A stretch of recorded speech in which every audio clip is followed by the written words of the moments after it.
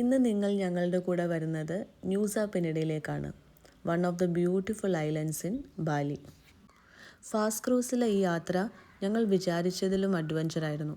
45 മിനിറ്റോളം ഈ കടലിൽ കൂടെ യാത്ര ചെയ്താണ് ഞങ്ങൾ ഐലൻഡിലെത്തിയത്. ബാലിയിലെ ഫുഡ് ഞങ്ങൾ അത്ര എൻജോയ് ചെയ്തിരുന്നില്ല. അതുകൊണ്ട് പിറ്റേ ദിവസം എവിടെയൊക്കെ പോകണം അങ്ങനെയുള്ള ഡിസ്കഷനിലായിരുന്നു ഞങ്ങൾ അതിരാവിലെ എഴുന്നേറ്റ് ഡയമണ്ട് ബീച്ചിലേക്ക് പോയി. A beautiful scenery. ഒരു 10 മണിയൊക്കെ ആയാൽ ഈ ബീച്ച് ഇങ്ങനെ എൻജോയ് ചെയ്യാൻ നമുക്ക് പറ്റില്ല, അത്ര തിരക്കായിരിക്കും. ഒരാൾക്ക് നടക്കാൻ പറ്റുന്ന ഈ സ്റ്റെപ്സ് ഇറങ്ങി വേണം നമുക്ക് താഴെ എത്താൻ. തിരിച്ചു കയറുന്ന കാര്യത്തെപ്പറ്റി ഞങ്ങൾ കൂടുതൽ ചിന്തിച്ചില്ല. ഞങ്ങൾ സ്റ്റെപ്സ് ഇറങ്ങി താഴെ എത്തി. Nature is the ultimate reset button four happiness, അല്ലേ? ബാലിയിലേക്ക് വരാൻ പ്രശാന്തിനെ എക്സൈറ്റഡ് ആക്കിയ ഒരു കാര്യമുണ്ട്. നമുക്ക് അവിടേക്കൊന്ന് പോയി വന്നാലോ? Yes, 130 metres jump.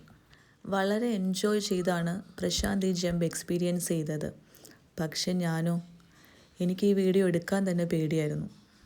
എനിക്കാണെങ്കിൽ ഹൈറ്റ്സ് വളരെ പേടിയാണ്. പിന്നെ adventure is not my cup of tea.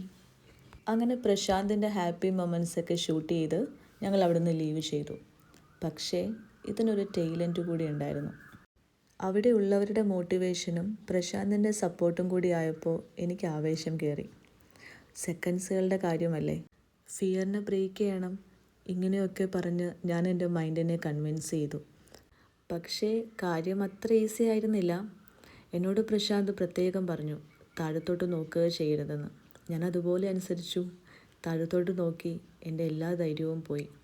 അവിടെ നിൽക്കുന്ന ആ മൊമെൻറ്റില്ലേ, ആ മൊമെൻറ്റിനാണ് ഏറ്റവും കൂടുതൽ ധൈര്യം ആവശ്യമുള്ളത്.